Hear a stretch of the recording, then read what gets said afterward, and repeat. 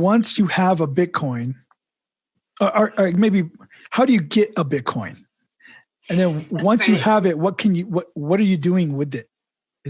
Yeah, that's a good question. And that's a question I get asked quite a lot by my community. That's, by the way, growing every day. And I'm just still, Maharaj, thank you for like the interest, the love. By the way, make sure you send me all your links and everything. I'll make sure I put them in the description of this video. Yeah, absolutely. It's like the first time in this lifetime, the first time I'm connecting with Punjab. And to me, it's just amazing, So how do you get a Bitcoin? There's two different ways. Either if you don't have a Bitcoin, you want to acquire Bitcoin from scratch, you can either buy Bitcoin, and that would be via your what we call fiat currency, so your local currency. You can sign up to a local exchange. You can sign up to a P2P exchange, which means that instead of buying from a centralized exchange, you're buying from another person from another person on a decentralized exchange. These exchanges and the P2P, they're kind of brokering the purchase. Is that what they're doing? Yes. They collect a fee for doing that? Yeah, exactly. Okay. P2P is more like escrow service. It's more decentralized, so they'll hold it escrow, but they won't actually hold. It's not centralized. They're not holding the Bitcoin and selling it to you. You're not buying it from the exchange. You're buying it from someone else. I see. So that's one way. Or the second way to acquire a Bitcoin is if someone sends you Bitcoin.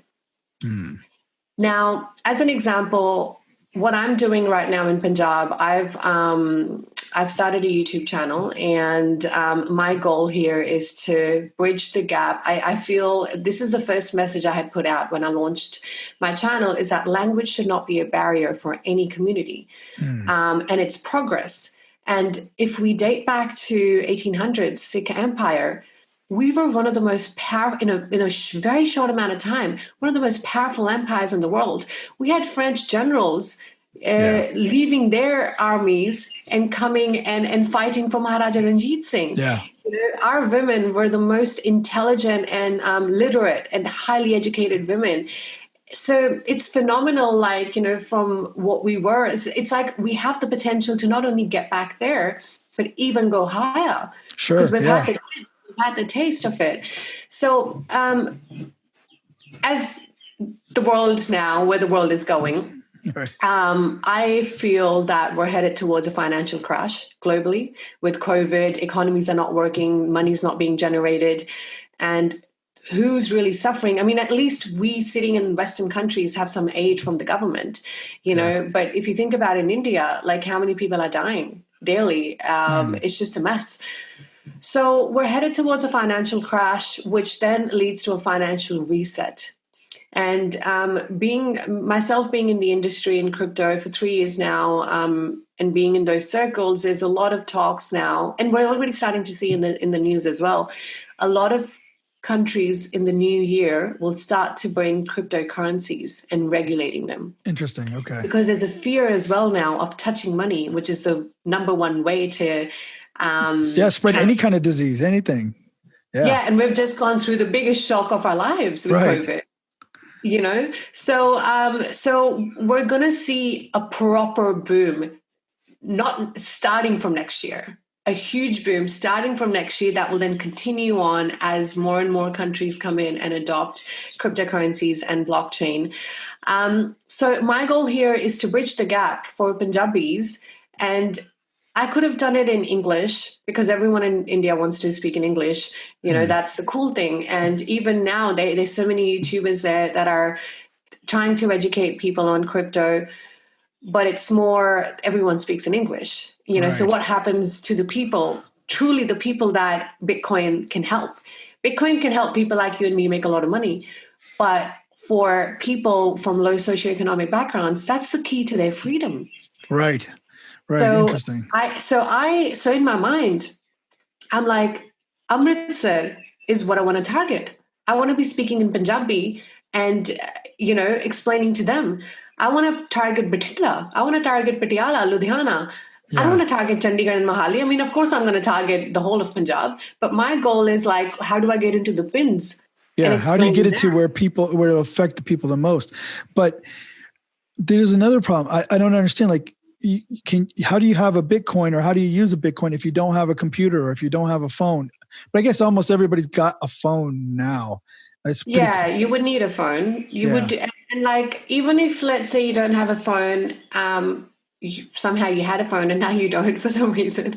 But the thing is, you can also store your Bitcoin in hard wallet, which is a hardware wallet. Looks like a USB.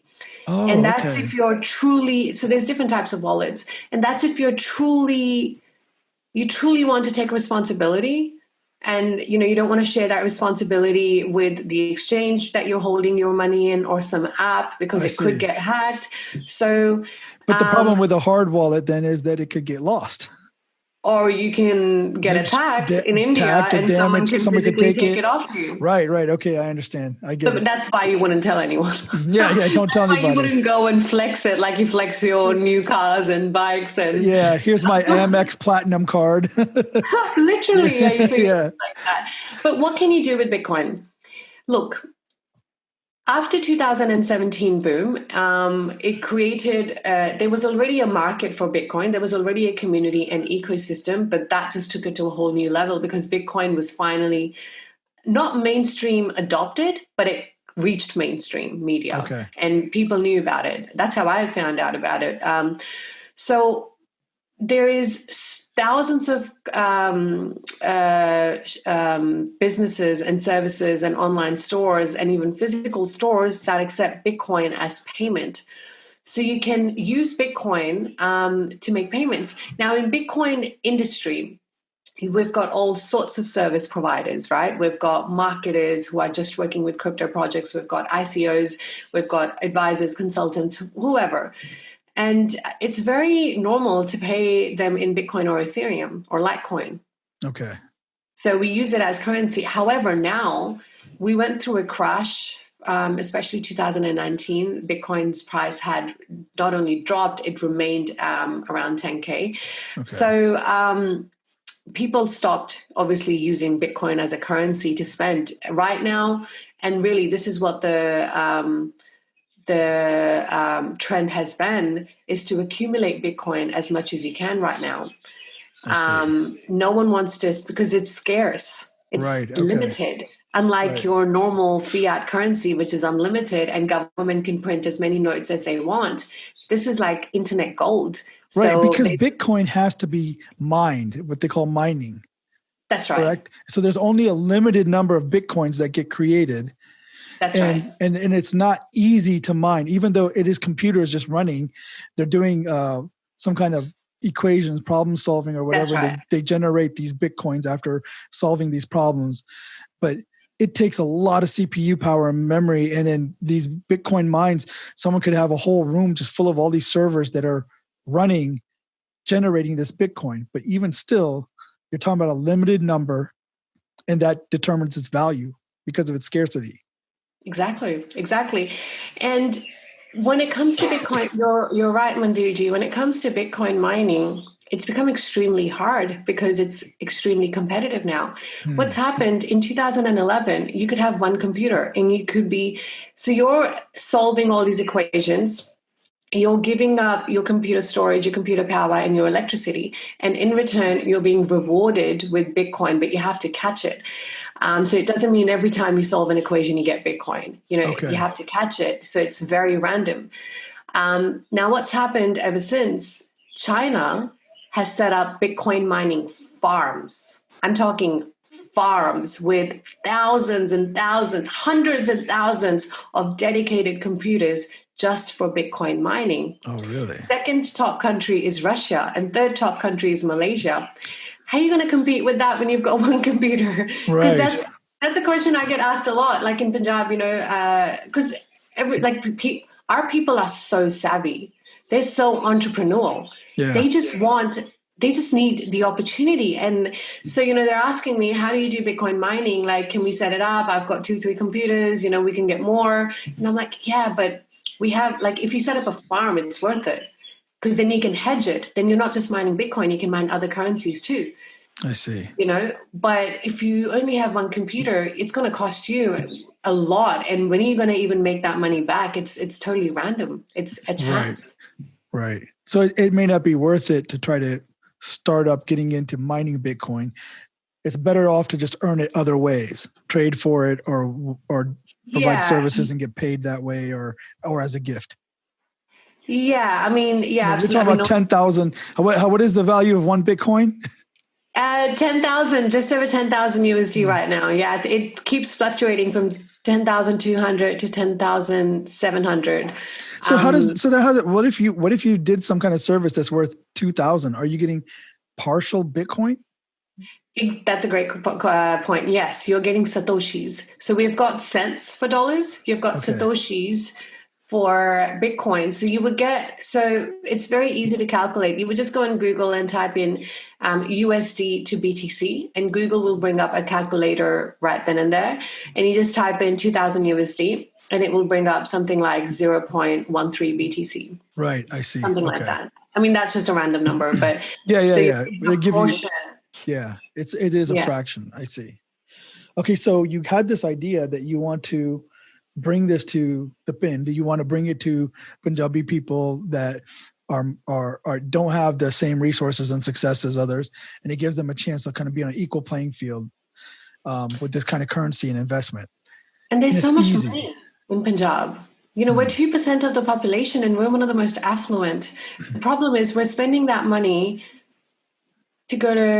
we're spending that money to pay for IELTS exams and to pay the agents so we can get the hell out of Punjab. And to an extent, I don't blame that. I don't blame Punjabis leaving Punjab. Like, it's easy for me to sit in Australia and say, oh, look at everyone wanting to leave Punjab when my family did the same. Right. You know, and the current, political state there's not job opportunities. There's there's a systematic attack. So how, either you fight the system, or, you flee, and you can't blame people for wanting to survive. Yeah. No, but I like the idea, the way you presented it earlier too, tying it back to the gurus. When you think about Gurbani, what the gurus did, the information they gave us, right? This is information that wasn't readily available to the masses. If you weren't the right caste, you couldn't hear some of these things. If you were not the right religion, like Islam, and Aurangzeb has rules about who can study, who can do rag kirtan or music in rags, and the guru is saying, no, everybody can do it. Anybody can learn it. You want to know about creation and the creator? I'm giving it to everybody. Here it is. This is your nickname. This is your granth. This is your guru. And that really what the guru was doing was decentralizing information, making it available to everybody. And even the structure of the cities the guru created, Anandpur Sahib and everything, Guru Gobind Singh's Darbar, he was calling in the most intellectual people of the time, experts in agriculture and engineering and architecture and music and art and all these things, calling them in and having them teach and write and explain the most intricate details of all kinds of different information. And when you think about it that way, it makes sense that currency, which is very nationalized everywhere you go, right? It always has pictures of the people they worship. It always has certain sayings, and it tries to bind people to a certain boundary to say, hey, you belong to this nation and this is our currency. Decentralizing that currency is making it accessible to everybody and makes everybody feel like they're part of something. So when I'm thinking about it in that sense, it sounds completely in line with the way the gurus would think about how we transact with each other.